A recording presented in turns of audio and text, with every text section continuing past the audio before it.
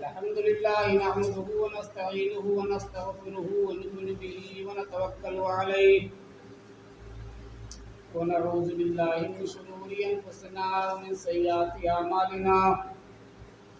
من يهده الله فلا مضل له ومن يضلله فلا هادي له وأشهد أن لا إله إلا الله وحده لا شريك له وأشهد أن محمدا عبده ورسوله أما بعد فإن خير الحديث كتاب الله وخير الهدي هدي محمد صلى الله عليه وسلم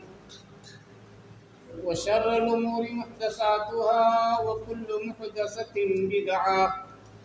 وكل بدعة ضلالة وكل ضلالة في النار. فأعوذ بالله السميع العليم من الشيطان الرجيم. بسم الله الرحمن الرحيم. قاف والقرآن المجيد بل عجبوا أن جاءهم منذر منهم فقال الكافرون هذا شيء عجيب أإذا متنا وكنا ترابا ذلك رجع بعيد قد علمنا ما تنقص الأرض منهم وعندنا كتاب حفيظ بل كذبوا بالحق لما جاءهم فهم في أمر مريج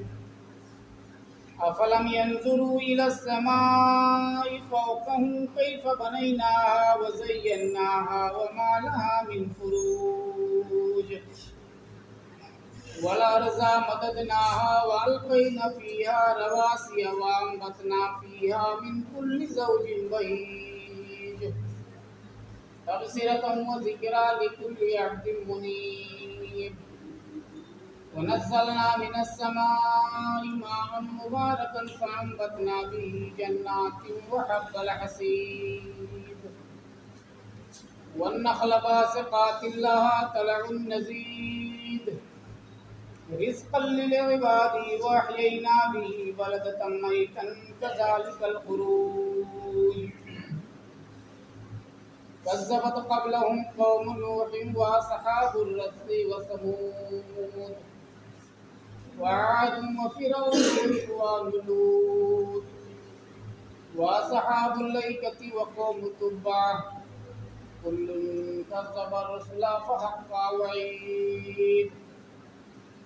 أفعينا بالخلق الأول بل هم في لبس من خلق جديد. بارك الله لنا ولكم في القرآن العظيم ونفعني وإياكم بالآيات والذكر الحكيم. إنه تعالى جواد كريم ملك بر رؤوف رحيم.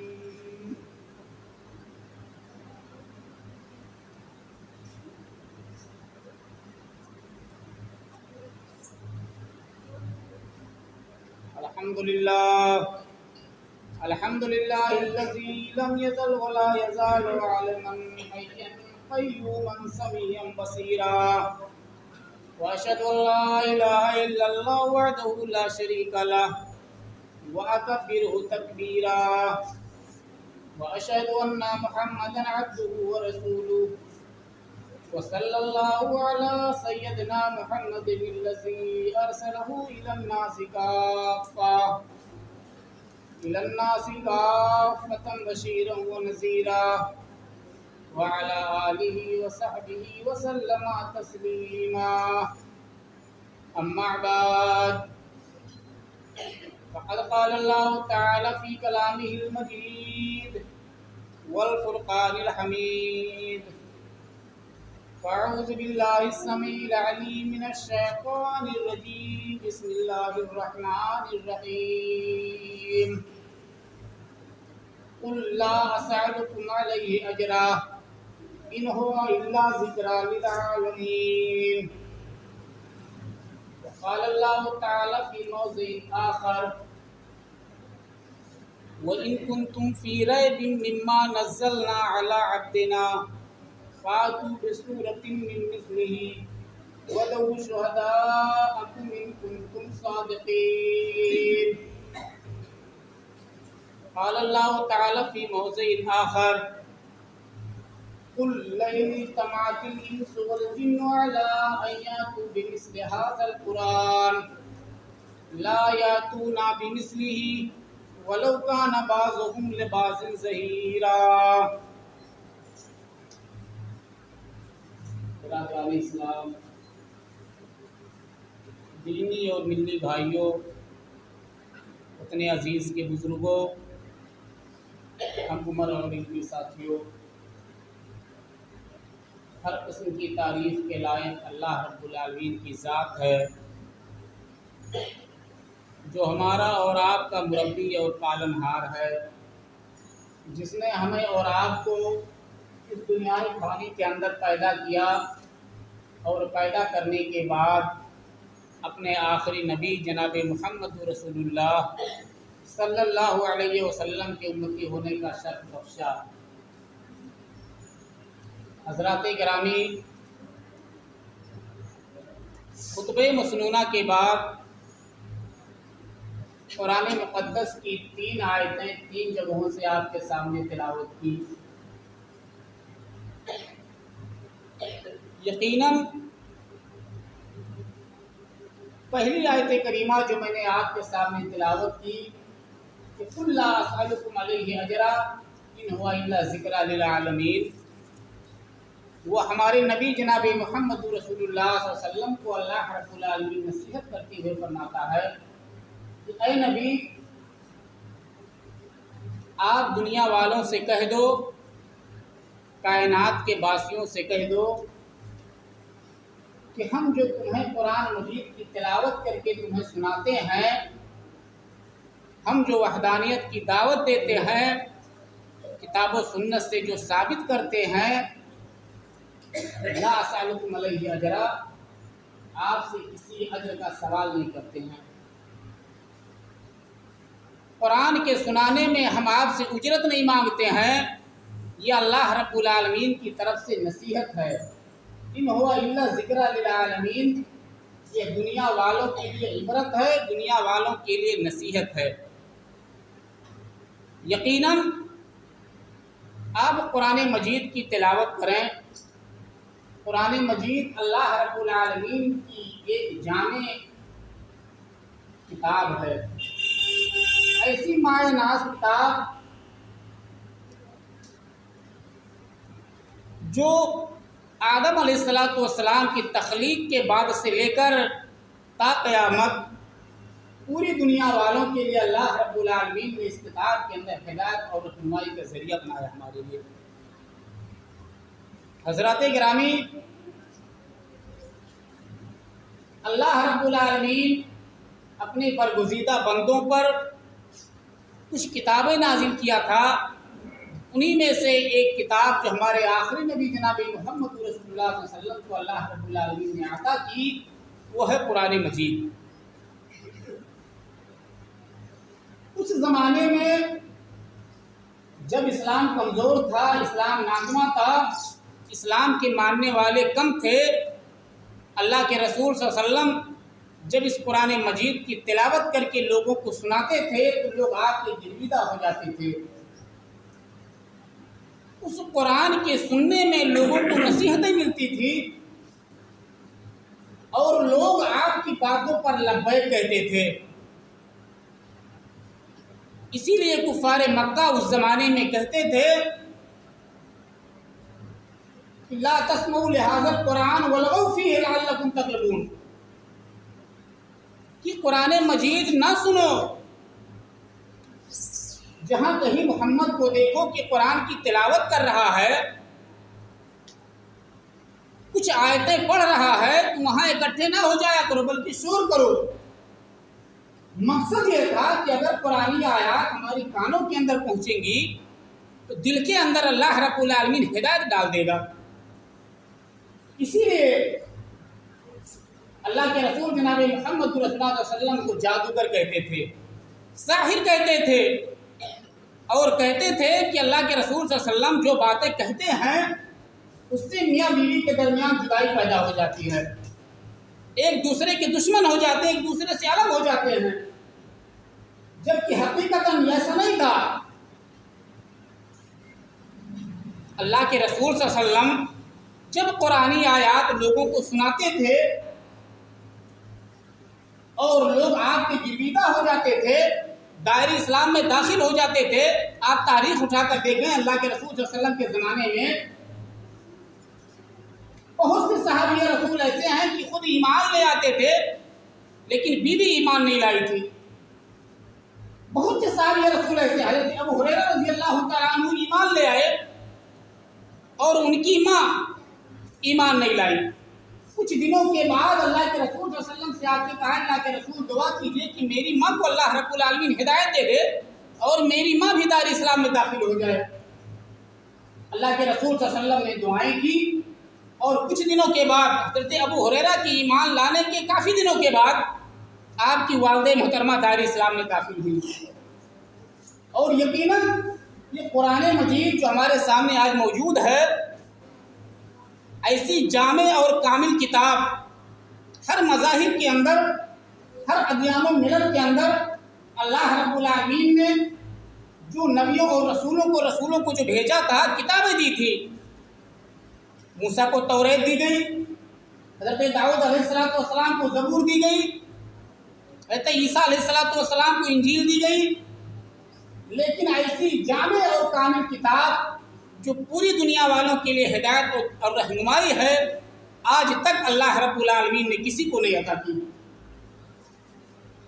یہ کتاب اللہ کے رسول صلی اللہ علیہ وسلم کے زمانے میں من وعن، بغیر کسی شوشے، بغیر کسی نقطے کے، اللہ کے رسول کے زمانے میں جس حالت میں تھا اسی حالت میں آج ہمارے درمیان یہ کتاب موجود ہے، اور یہ اللہ رب العالمین کا ایک معجزہ بھی ہے۔ دنیا کے سارے مذاہب کی کتابوں میں تغیر ہوا، تبدیلی ہوا۔ توریت کے اندر یہودیوں نے اپنی طرف سے باتیں ملا کر دوسری توریت لکھ دی،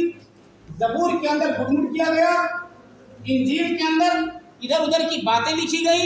لیکن قرآن مجید ایک ایسی کتاب ہے کہ اللہ رب العالمین نے من وعن جس حالت میں آپ کے اوپر نازل کیا تھا اس حال میں آج ہمارے درمیان موجود ہے۔ تغیر ہو گیا سارے مذاہب کی کتابوں میں، کلا شوشہ نہ ہرگز ایک قرآن محمد کا۔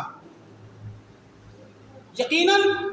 قرآن مجید کا ایک نقطہ، ایک شوشہ، ایک زیر اور زبر اپنی جگہ سے نہیں ہٹا۔ بڑی مارکہ آرائیاں ہوئی، بڑی فتوحات ہوئے، بڑے بڑے انقلابات آئے،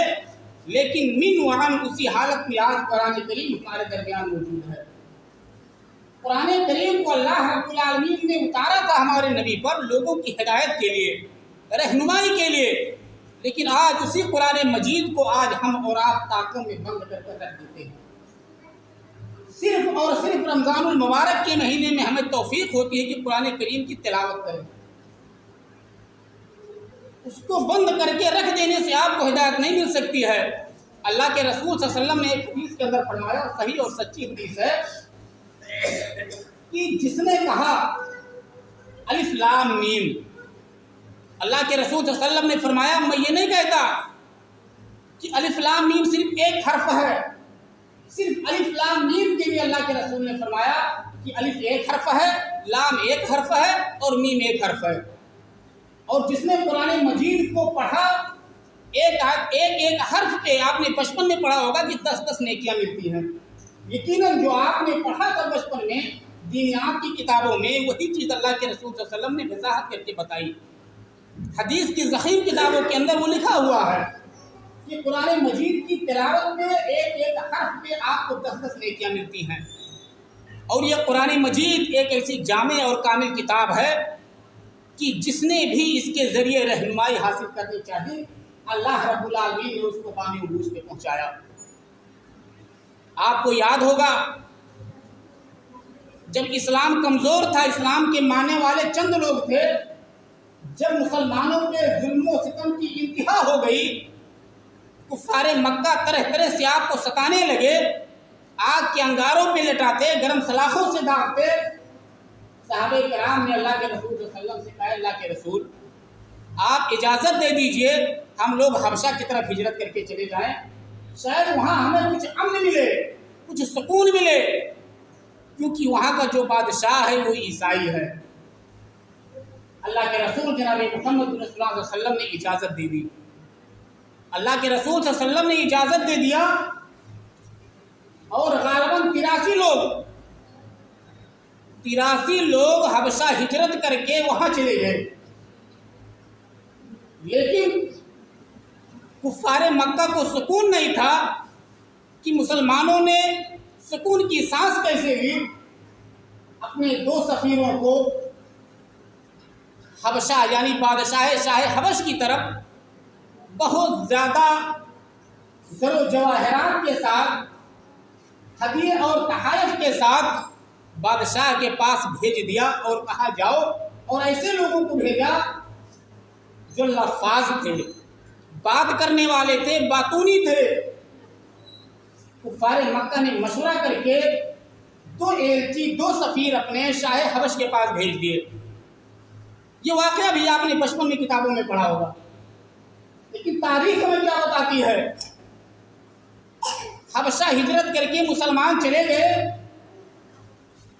جب یہ ایلچی، یہ سفیر، یہ چغل خور جب جا کے وہاں پہنچے بادشاہ کے پاس تو مسلمانوں کی شکایت کرنے لگے اور کہا اے بادشاہ، آپ کے شہر میں کچھ لوگ آئے ہیں جو ہمارے یہاں سے بھاگ کے آئے ہیں، اور جن لوگوں نے ایک نیا دین کھڑا کر دیا ہے،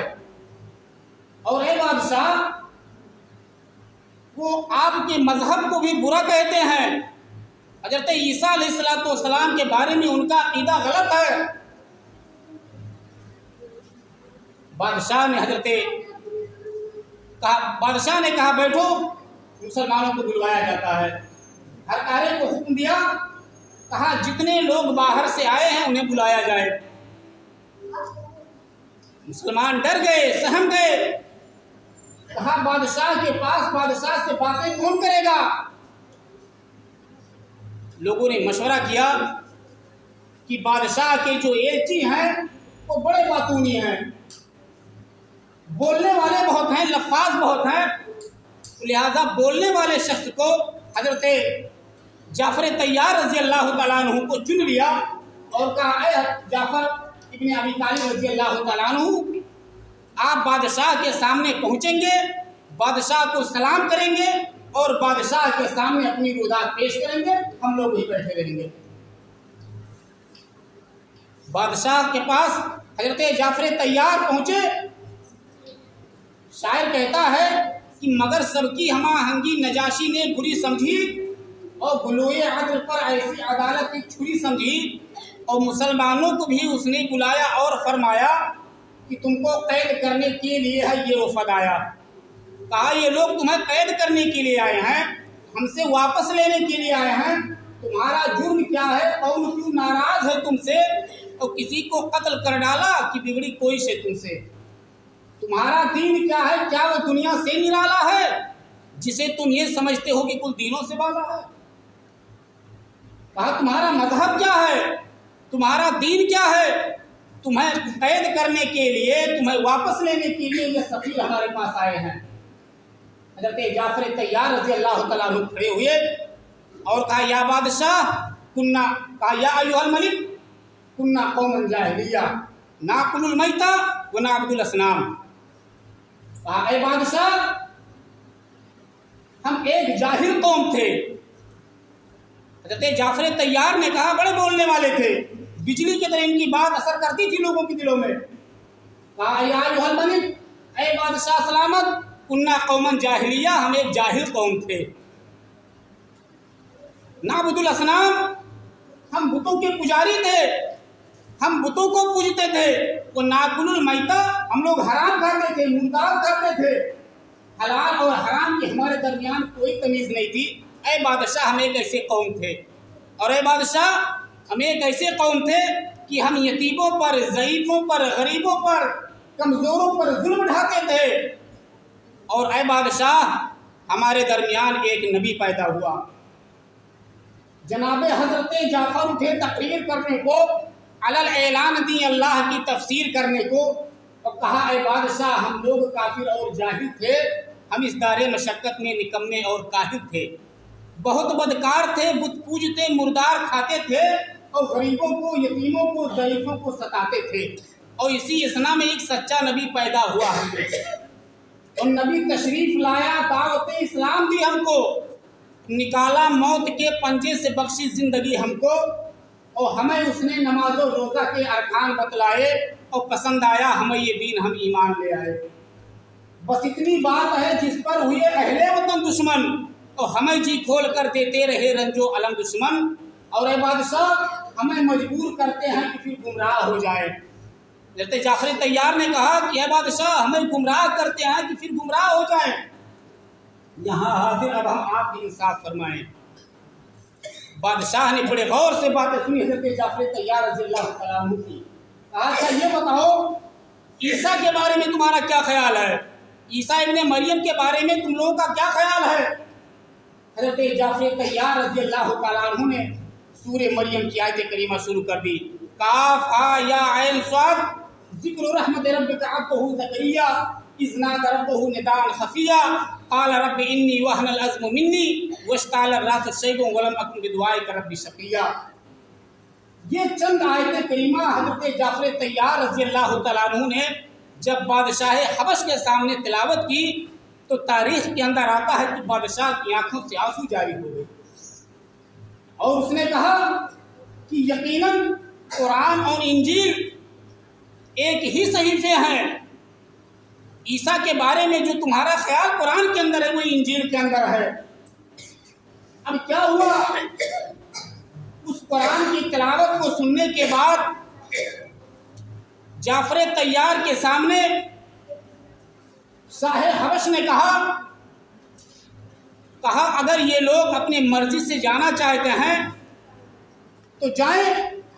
لیکن اگر یہ نہیں جانا چاہتے ہیں تو یہ نہیں جا سکتے ہیں، آپ انہیں زبردستی نہیں لے جا سکتے ہیں۔ اور مسلمانوں سے بولا تم حبش کو اپنا گھر سمجھو، عیسائی تھا،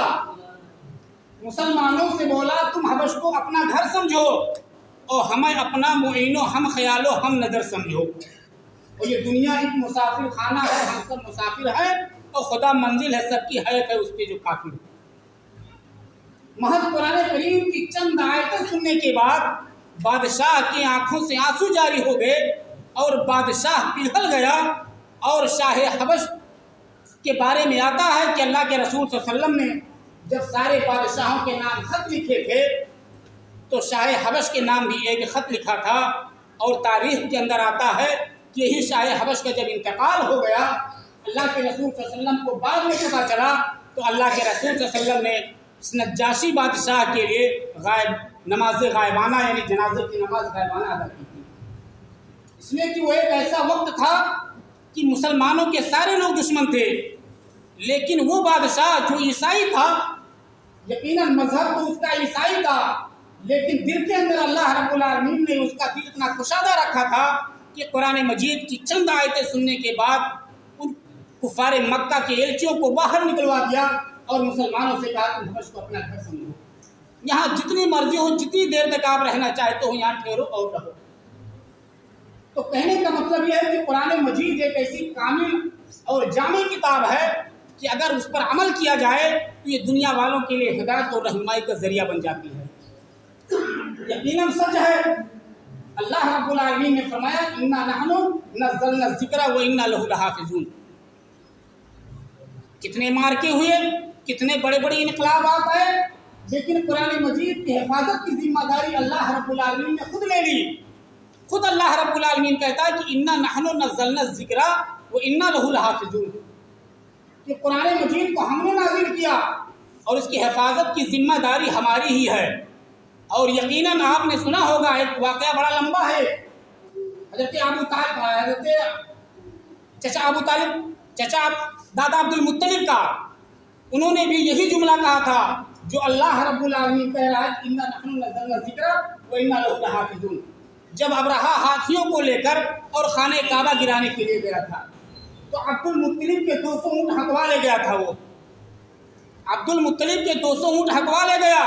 اور اس نے یہ سوچا کہ عبد المطلب ہمارے پاس آئیں گے، اپنے اونٹوں کی سفارش کریں گے، لیکن عبد المطلب نے کیا کہا تھا؟ دادا عبد المطلب نے کہا انا رب الابل، اے بادشاہ میں تیرے پاس آیا ہوں، میں اونٹوں کا رب ہوں، اونٹ ہمیں دے دے۔ کہا عبد المطلب تم اونٹ کے بارے میں سوال کرتے ہو، خانہ کعبہ کے بچانے کی بات نہیں کر رہے ہو؟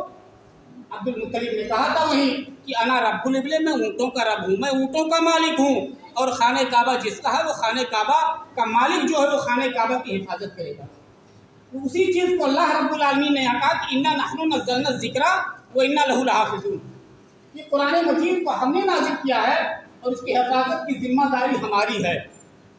اسی لیے قرآن مجید کا ایک نقطہ، ایک شوشہ اپنی جگہ سے آج تک نہیں ہٹا ہے۔ اللہ رب العالمین نے فرمایا اس زمانے میں عرب کے اندر بڑے بڑے فصحا، بڑے بڑے بلغا، جن کو اپنی زبان پہ، اپنی فصاحت پہ، اپنی بلاغت پہ بڑا ناز تھا، بڑے بڑے عربی کے شاعر تھے، سب کو چیلنج کر دیا اللہ رب العالمین نے۔ اللہ رب العالمین نے کہا وَإِن كُنتُمْ فِي رَيْبٍ مِّمَّا نَزَّلْنَا عَلَىٰ عَبْدِنَا فَأْتُوا بِسُورَةٍ مِّن مِّثْلِهِ۔ اللہ رب العالمین نے کہا کہ لوگوں سنو، اگر تمہیں اس قرآن کے بارے میں کچھ شک ہے، اگر تم قرآن کو جادو کہتے ہو، جادوی کتاب کہتے ہو، تو سنو وَإِن كُنتُمْ فِي رَيْبٍ مِّمَّا نَزَّلْنَا عَلَىٰ عَبْدِنَا، جو ہم نے اپنے بندے پہ نازل کی ہے اس کے بارے میں اگر تمہیں کچھ شک ہے، کچھ تردد ہے، فاتو بسورۃ من مثلہ، تو اس کے مثل ایک صورت بنا کر لے آؤ۔ اور آگے فرمایا قل لئن اجتمعت الانس والجن علی ان یاتوا بمثل هذا القرآن لا یاتون بمثلہ ولو کان بعضهم لبعض ظہیرا۔ دوسری جگہ اللہ رب العالمین نے چیلنج کر دیا اور کہا کہ سنو اے کفار مکہ، اے عرب کی باشندوں، اگر تمہیں اپنی زبان پہ ناز ہے تو سنو قل لئن اجتمعت الانس والجن، اس روئے زمین پر انسان اور جنات جن کی بستی ہے یہ سارے کے سارے ایک ہو جائیں۔ قل لئن اجتمعت الانس والجن، سارے انسان اور سارے جنات ایک ہو کر اگر قرآن مجید کے مثل کوئی صورت لانا چاہیں تو نہیں لا پائیں گے۔ اللہ رب العالمین نے چیلنج کیا تھا اس زمانے میں قل لئن اجتمعت الانس والجن علی ان یاتوا بمثل هذا القرآن لا یاتون بمثلہ، کہ اگر روئے زمین کے انسان اور جنات سارے لوگ مل کر اگر ایک دوسرے کی مدد کریں اور قرآن مقدس کے مثل ایک آیت لانا چاہیں تو ایک آیت بنا کر نہیں لا سکتے ہیں۔ اللہ رب العالمین نے آگے فرمایا وَلَوْ كَانَ بَعْضُهُمْ لِبَعْضٍ ظَهِيرًا، اگرچہ انسان اور جنات ایک دوسرے کے مددگار ہو جائیں، اگر جنات انسانی شکل میں آ کر سامنے پیش ہو جائیں اور دونوں مل کر ایک دوسرے کی سپورٹ اور مدد کریں، لا یاتون بمثلہ ولو کان بعضهم لبعض ظہیرا، اگرچہ ایک دوسرے کے مددگار، ایک دوسرے کے سپورٹر ہو جائیں، قرآن مجید کے مثل ایک آیت، ایک صورت بنا کر نہیں لا سکتے ہیں۔ یہ قرآن مجید جو ہمارے درمیان نازل ہوا، یہ قرآن مجید جو ہماری اور آپ کی ہدایت کے لیے اللہ رب العالمین نے نازل کیا تھا، اسی قرآن مجید کی تلاوت سے ہم گریز کرتے ہیں، ہم روگردانی کرتے ہیں، ہم بھاگتے ہیں۔ کیوں؟ ہمیں موقع نہیں ہے۔ یہ دنیاوی زندگی چند دنوں کی ہے، یہ فانی ہے، یہاں انسان آیا ہے، جو ذی روح یہاں پہ ہے ایک دن اس کو یہاں سے جانا ہے۔ ابدی زندگی، ہمیشگی کی زندگی، اخروی زندگی ہے، جس کے لیے بقا ہے، جس کے لیے دوام ہے، جو کبھی فنا نہیں ہوگی، جو کبھی زائل نہیں ہوگی، جو بھی کبھی ختم نہیں ہوگی۔ لیکن اس کے لیے ہم اور آپ اللہ رب العالمین سے دعا بھی نہیں کرتے ہیں اور اللہ رب العالمین کی مقدس کتاب کی تلاوت بھی نہیں کرتے ہیں، اور یقیناً جب ہم اللہ رب العالمین کی اطاعت و فرما برداری سے روگردانی کرتے ہیں، منہ موڑتے ہیں، بھاگتے ہیں، تو اللہ رب العالمین نے خود اپنی ہی کتاب کے اندر کہا کہ وَمَنْ أَعْرَضَ عَنْ ذِكْرِي فَإِنَّ لَهُ مَعِيشَةً ضَنْكًا، اے لوگوں اگر میری آیتوں سے روگردانی کرو گے، اگر میری ذکر سے، قرآن مجید سے، کتاب و سنت سے روگردانی کرو گے، پیٹھ پھیرو گے، بھاگو گے، اس کی تلاوت نہیں کرو گے، اس کے احکام و فرامین پر عمل نہیں کرو گے، فَإِنَّ لَهُ مَعِيشَةً ضَنْكًا، تو دنیاوی زندگی دنیا میں رہنا اس کا ہم تنگ کر دیں گے. دنیا کے اندر اس کی زندگی جو گزر رہی ہے بڑی مشکلات سے گزرے گی. وَنَحْشُرُهُ يَوْمَ الْقِيَامَةِ أَعْمَىٰ، اور قیامت کے دن ہم اس بندے کو اندھا کر کے اٹھائیں گے. یہ اللہ رب العالمین کا وعدہ ہے. اگر ہم قرآن مجید سے روگردانی کریں گے، اللہ رب العالمین کے ذکر سے منہ موڑیں گے، تو اللہ رب العالمین نے خود اپنی کتاب کے اندر کہا وَمَنْ أَعْرَضَ عَنْ ذِكْرِي فَإِنَّ لَهُ مَعِيشَةً ضَنْكًا، تو ہم اس کے لیے دنیاوی زندگی تنگ کر دیں گے، دنیا میں بندہ پریشان رہے گا. وَنَحْشُرُهُ يَوْمَ الْقِيَامَةِ أَعْمَىٰ، قیامت کے دن اندھا کر کے اٹھائیں گے. قُلْ يَا رَبِّ لِمَا حَشَرْتَنِي أَعْمَىٰ، بندہ اللہ رب العالمین سے قیامت کے دن کہے گا اللہ رب العالمین تو مجھے اندھا کر کے کیوں اٹھائے گا؟ دنیا کے اندر تو میں دیکھ رہا تھا، دنیا کے اندر میری بینائی تھی، میری بینائی تو نے سلب کر لی کیوں؟ اللہ رب العالمین فرمائے گا کذالک اتتک آیاتنا فنسیتها وکذالک اليوم تنسی. اللہ رب العالمین کہے گا دنیا کے اندر قرآن مجید کی تلاوت کی جاتی تھی، قرآنی آیات کے ترجمے بتائے جاتے تھے، اس کی تفاسیر آپ کے سامنے رکھی جاتی تھی، تم روگردانی کرتے تھے، تم منہ موڑتے تھے، تم بھاگتے تھے. وَكَذَلِكَ يَوْمَ تُنسَىٰ، اور اسی طرح آج کے دن تمہیں بھلا دیا جائے گا. آج میں بھی تمہیں بھلا رہا ہوں. اور یقیناً اللہ رب العالمین جس سے منہ موڑ لے گا، اللہ رب العالمین جس بندے کے اوپر نظر رحمت سے نہیں دیکھے گا، یقیناً اس کا کیا حشر ہوگا.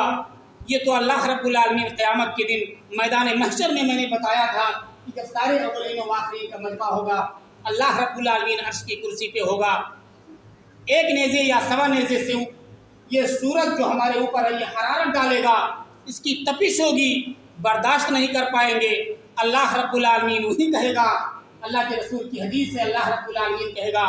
اللہ کے رسول کہیں گے کہ اے میرے فرشتوں، اللہ رب العالمین فرمائے گا ان 7 آدمیوں کو گھیر گھیر کر، گرمی سے بچا کر، اس دھوپ سے بچا کر ان کو میرے عرش کے سائے کے نیچے لاؤ. آج یہاں کوئی سایہ دار درخت نہیں ہے، آج میرا عرش ہے جو ان کے لیے سایہ ہے. تو ان 7 لوگوں میں، ان 7 اشخاص میں ہم بھی اللہ رب العالمین سے دعائیں کریں کہ اللہ رب العالمین یہ جو دنیاوی زندگی ہے، جو 60 سالہ زندگی ہے، جو 80 سالہ زندگی ہے، یہ زندگی ختم ہونے والی ہے. اللہ رب العالمین ہمیں توفیق دے کہ ہم تیری مقدس کتاب کی تلاوت کریں اور کتاب و سنت کے متعلق جب تک زندہ رہیں اپنی زندگی کتاب و سنت کے مطابق گزاریں. آخر میں اللہ رب العالمین سے دعا ہے کہ بار الہی جب تک ہم اس دنیا فانی میں زندہ رہیں، ایمان و اسلام پہ زندہ رہیں، اور جب ہمارا خاتمہ ہو تو ایمان باللہ پہ ہو. آمین تقبل یا رب العالمین. وآخر دعوانا الحمد للہ رب العالمین. ان اللہ و ملائکتہ یصلون علی النبی یا ایھا الذین آمنوا صلوا علیہ وسلموا تسلیما. اللهم صل على محمد وعلى آل محمد كما صليت على ابراہیم وعلى آل ابراہیم انک حمید مجید. اللهم بارک علی محمد وعلى آل محمد